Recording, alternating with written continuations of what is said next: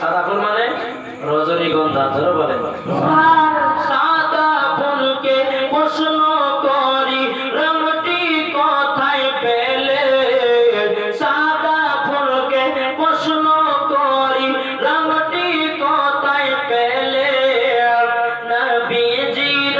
দাঁত মুবারক সাদা ছিল বলে,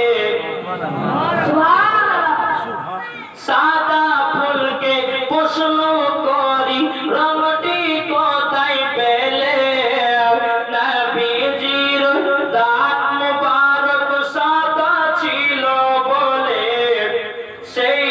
রং থেকে তাই সাদা